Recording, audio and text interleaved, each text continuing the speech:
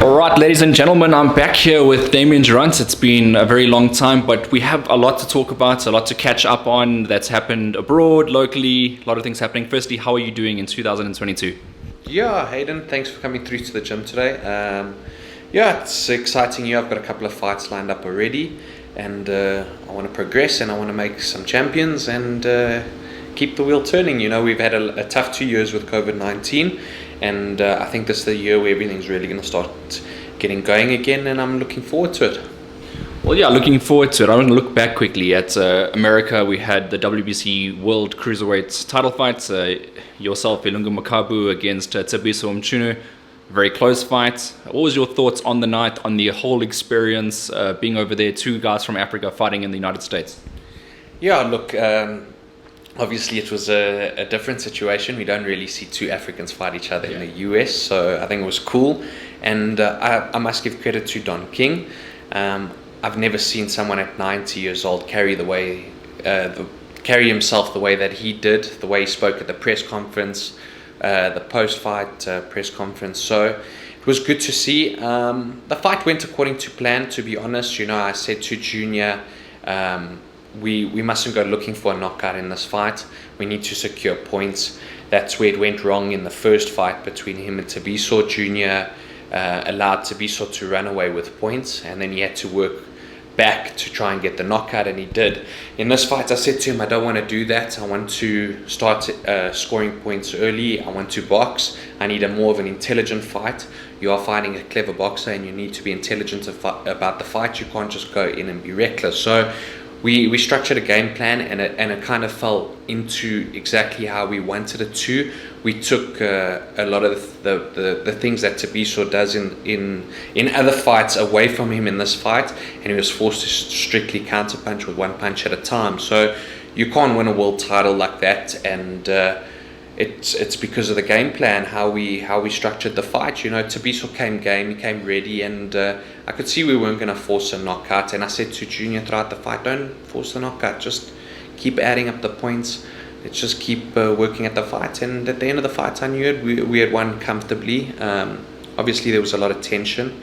Both the camps are based in South Africa, and a lot of bad blood. You know, Both they won as well. Yeah, you know, both wanted to win. However, I think the body language after the fight from the other camp showed that they didn't think they won.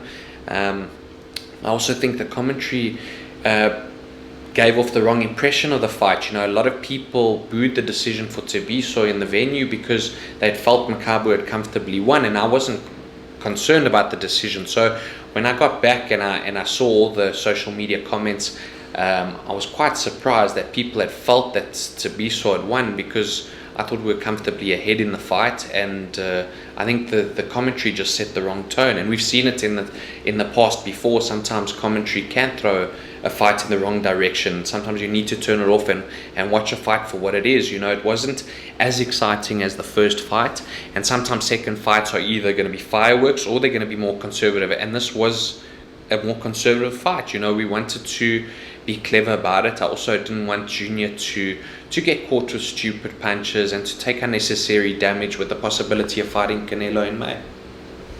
Well, let's talk about that, because we were leaning towards that fight. You must have thought at that time that Canelo was next, but it looks like Canelo is doing business elsewhere. It looks like Dimitri Bivol finishing off the year with Gennady Golovkin. How does that change your plans now? Because you would have been almost set on that fight. That's a life-changing fight. I mean, having to adjust to all that news, and you know what sort of is like next. Okay, so you haven't dug deep enough. Bivol is in May, and Triple G is in September, and possibly Makabu in December.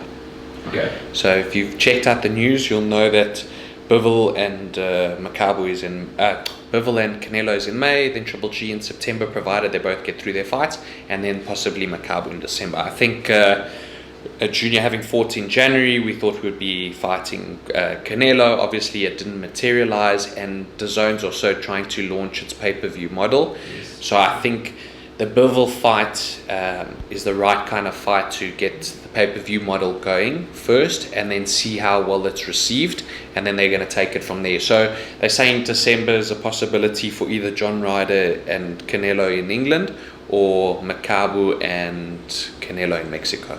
Oh wow! So that's kind of what's transpired. So I just want to ask, just based off of that, do you guys now sit and wait for that fight, or are you going to keep active? Like, what is the plan? Obviously, you can't divulge what the exact plan is, but are you planning to at least have a fight in between that?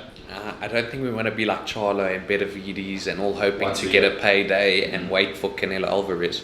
We will continue to do what we want to do, and as everyone saw, it wasn't us that wanted the fight with Canelo. Canelo wanted the fight with us. So we'll continue to do what we want to do. And if the fight happens, it happens. This is boxing. We can't just sit and wait and hope something materializes. We need to make things materialize. So, yeah. All right. So that's Junior Makabu, obviously looking forward to a good year in 2022. I mean, most boxers are looking to be more active this year, let's put it that way. But he's the WBC world champion, so he's also going to not be as... not get as many fights as some undercard fighters. Let's go on to another cruiserweight, one that's just joined you now, potentially wanting to follow in the footsteps of Ilunga Makabu, Akani Phuzi. He's moved to your gym. It'll be your very first fight coming up now on the 24th of March on ESPN Africa. What's your thoughts on him joining your team? Yeah, look, I'm excited about Akani.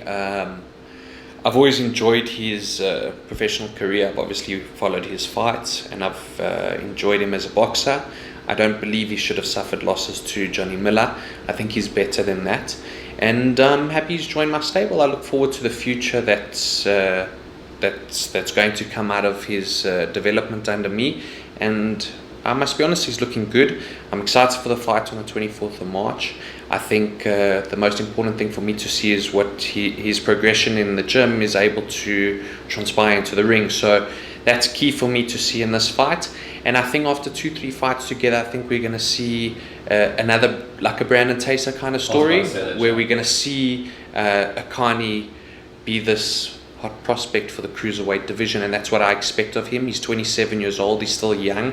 He's able to develop. It's not too late in his career for him to make changes and make adjustments. So I'm excited about him, and I must be honest, he's got a very good work ethic. He doesn't mess around when it comes to training, which has also made it easier. And yeah, I think people are going to be surprised at the new Akani look. Do you have any worries at all? Level Masito is a fine opponent in his own rights. He's got 2 wins over Keaton Gomes. When it comes down to analysing that fight, do you have any reservations about this fight? Sure, Level will come to the fight. He'll do his thing. I just think Akani's more experienced. I think he's the better of the boxer, and I think I don't see it being a difficult fight for Akani. I'm not going to discredit Lebo. I like Lebo as a person, and I'm not going to talk shit about him. I believe I have the better boxer, and it will show on the night. I do believe as the fight progresses, Akani will just look better, and I think we'll just wear him down and stop him. All right. Okay, fair points. No sort of bad blood there. Just a simple fight. Get in, get out, do the business.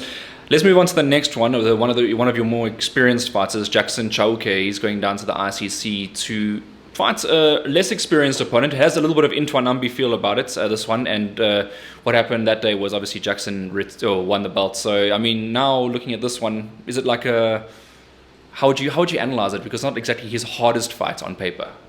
So on paper, it doesn't look like the hardest fight, but I think a lot of people know that Pemela Nukafu is a possible prospect for the future. He's had some good fights, and I think it's just a fight too early in his career. I think Jackson's experience is going to be the defining factor, but also Jackson is constantly developing as well. A lot of people are saying, yeah, but he's 36 years old and maybe he should retire and maybe he should look at that. Can I be honest, Father Time has not hit that man. And we've got to look at sometimes boxers and we've got to say, how much damage have they taken in their career? Damage in careers is what slows down fighters. Jackson Chauke has not been in wars. And if you've taken note, you would have seen his last 4 or 5 fights have come against youngsters, and he's taken care of all of them. So we're not threatened by a younger fighter being in front of us. And I still believe Jackson's going to go on and do bigger things in boxing. And for me, my goal is to get him a world title opportunity. This will be his 3rd defense of his South African title. And I believe he'll get to a point where he exceeds 5 defenses. And yeah, we're just going to continue to grow and continue to make opportunities. Last year, he would have had more opportunities, but COVID disrupted us. And the same as he was supposed to be fighting for the WBC silver title in Russia at at the end of this month, but because of the war, fortunately that's off. So maybe that fight will happen later in the year. But Chauke's career is still going well. He's strong, he's ready, and he's definitely not sliding. Well, I mean, looking at this fight, okay, a fight's a fight. You're lucky to get the fight. Obviously, you got the belt, so you can defend it. So in that way, it's a very good thing. But it was a second prize. I mean, you did mention the Russian fight. You had fought that opponent previously, so you would have known exactly what you were going to get into going there. Having won a fight in Russia there, I mean, you mentioned you could have been literally up there with the world honors. Yeah, look, it's...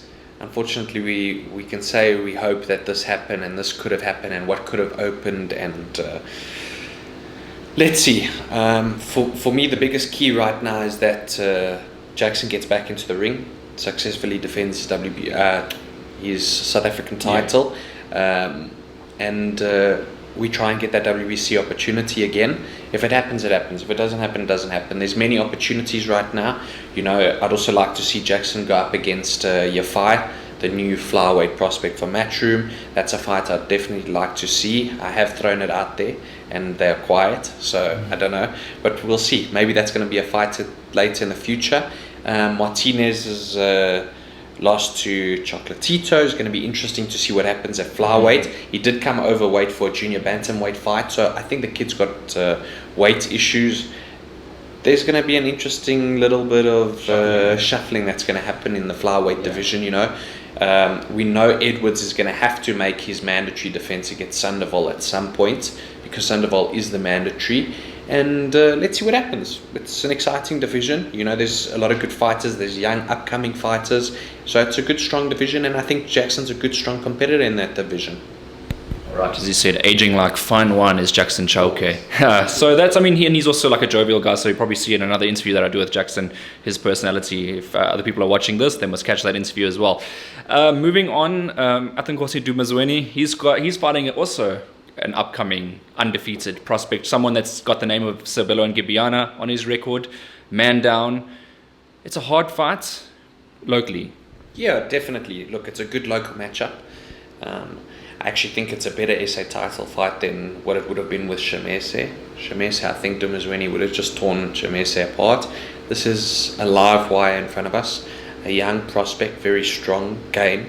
So we're going to see. You know, a big thing for me is to see what Dumasweni's got, and it's a good opponent for him in front of him. And this will give us a good understanding of what's left in Dumasweni's career. You know, he's lost to Martinez. A lot of people don't know, but Martinez has gone on to become IBF World Champion, and he destroyed the IBF World Champion who was making his 10th defense. So his loss is now looking really credible, really, you know, and it's really not looking like a bad loss. He wasn't doing badly in that fight. The fight was dead even until the stoppage. So, look, I've always believed in Dumasweni, and I think he'll come through on the night against Ngeka. It's a tough fight, which is good. It sets the tone for the year. So let's win that SA title and see what's presented for the future. And I think Joyce wants to push Dumasweni, and I think she wants to push Dumasweni in the right way. So that'll be on the undercard of the Casper in Your Vest fight at Sun City. Yes, so that's on the undercard at Sun City, 9th of April. Casper in Your Vest fighting Narc Music, celebrity boxing match.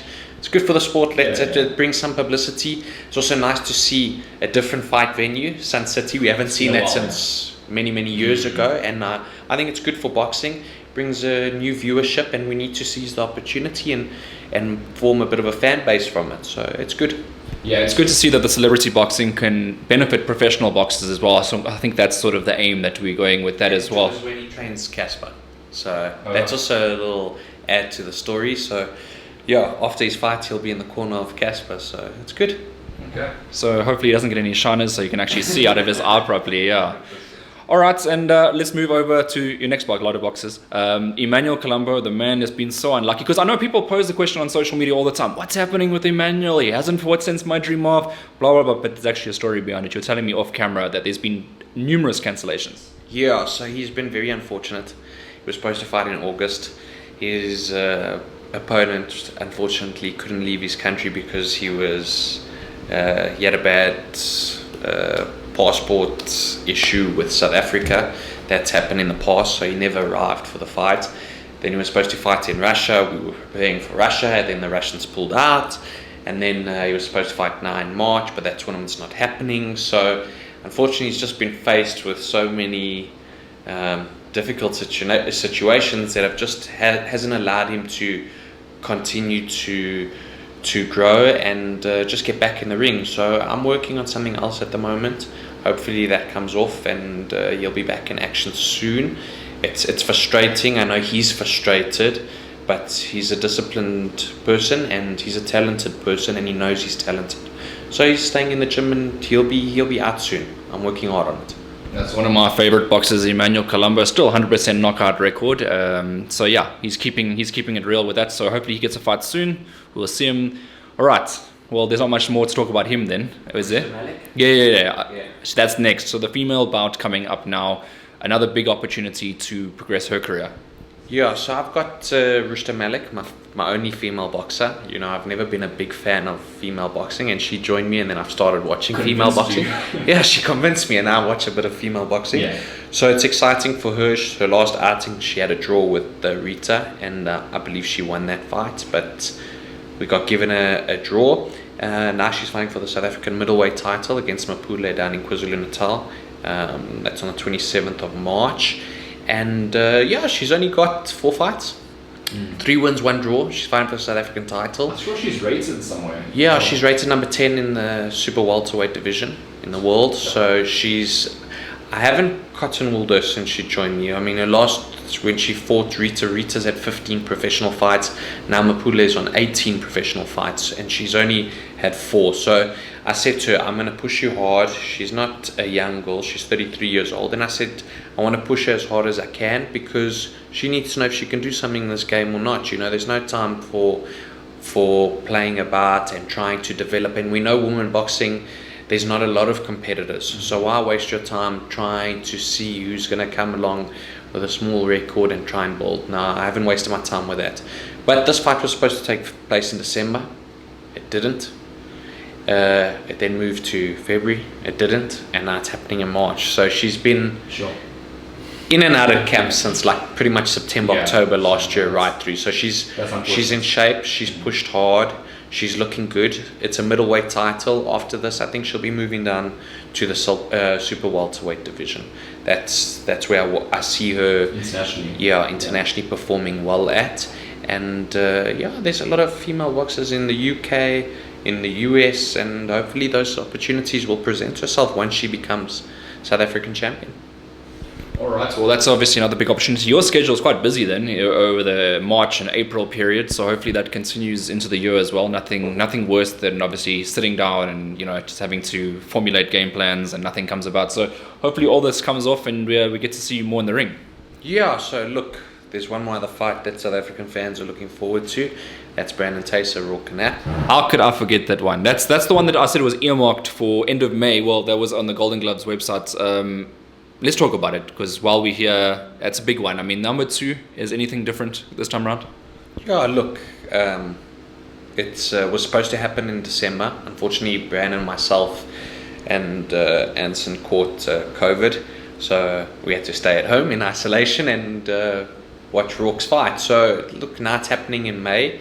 There's a few things that need to be sorted out, and we need to finalize everything, but I know Rodney's working hard to put the fight together, and I think we're going to see it in May, and I think it's a fan-friendly fight, and I think people still want to see the fight, and people are torn. They believe in Rourke and they believe in Brandon, and for me, I know I believe in Brandon, and I know I think Brandon will stop him again.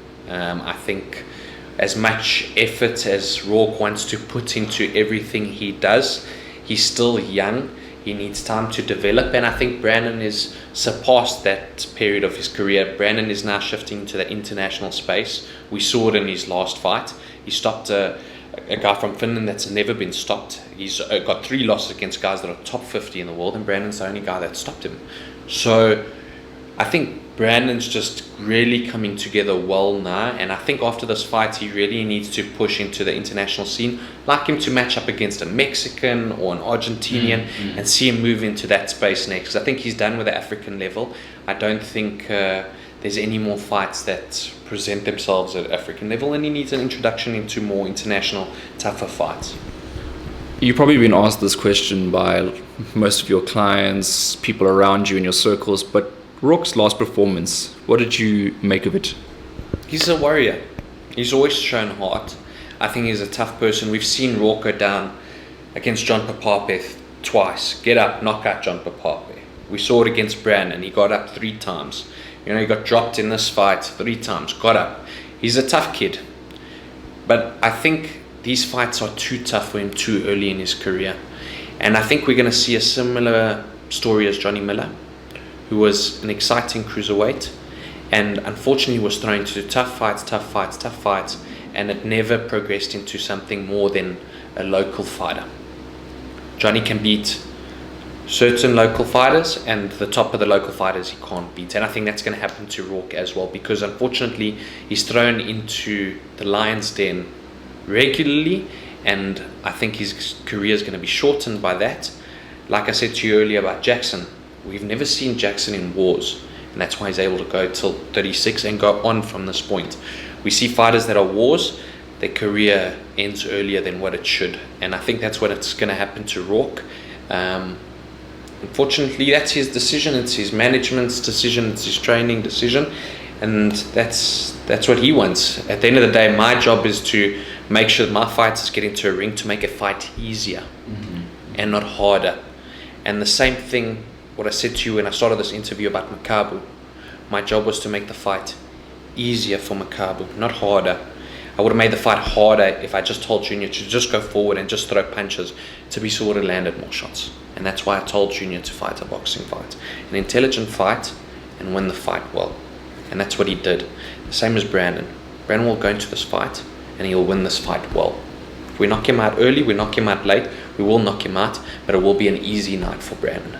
Why? Because tough nights take away the longevity of fighters. And the less tough nights you have, the longer your career will last. Well, I got a prediction from you there. You think you will stop Rooke again? That's what you're saying essentially. Does it go? It's hard to tell because fights are variable. Improvements are made in camps, both sides, and is it hard to say whether it'll be a certain, a couple of rounds, or if it'll be like a late stoppage? I mean, when you're analyzing it, it's so difficult, isn't it? Because there are so many variables that have happened.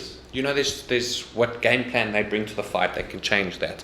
There's how much the other fighter wants it can change those things. I'll go back to like when Brandon fought Boyd Allen the second time. I thought Brandon was going to knock out Boyd in the later rounds. Round 3, the fight was over. So that's one thing. Brandon can hit from round 1 to 12. That nothing changes. So the stoppage can come at any point. The knockout could come at any point. We've seen Rourke go down early in fights. We've seen Rourke go down late in fights. Maybe Rourke ain't going down. Maybe Phuzi going to land up throwing the towel in. So let's see. Let's see what happens in May. It's an exciting fight. I think after this fight, if Brandon knocks out Rourke or stops Rourke or beats Rourke, however it happens, I think that now needs to be done. So you close that chapter? That chapter needs to be closed, and once that's done, I don't want to hear about it. People need to accept Brandon Thysse for being the best super welterweight in the South African scene, and one of the best super welterweights in Africa, along with Emmanuel Colombo.